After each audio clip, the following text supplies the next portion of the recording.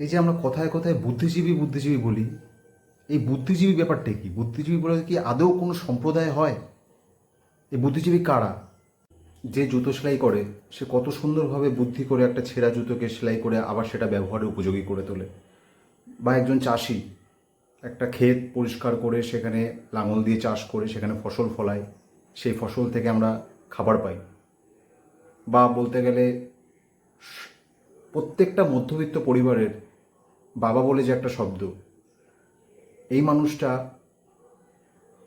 কত সুন্দর বুদ্ধি করে পুরো 30টা দিন বাড়ির সবার মুখে হাসি ফুটিয়ে থাকে, নিজের কষ্ট হলেও কাউকে বলবে না। আরও কত ধরনের মানুষ আমাদের আশেপাশে ছড়িয়ে থাকে, তারা বুদ্ধিকে ব্যবহার করে কত সুন্দর কাজ করে যায়, আমাদের হয়তো চোখও পড়ে না। তাদের কাছে আমরা কখনো সামাজিক কোনো বিষয়, রাজনৈতিক কোনো বিষয় নিয়ে বা অর্থনৈতিক ব্যাপার নিয়ে মানে তাদের কোনো বক্তব্য থাকে না, তারা তাদের কাজটা ঠিক করে যায়। কিন্তু এই যে বুদ্ধিজীবী সম্প্রদায়, এই ব্যাপার বলে কিছু হয় না।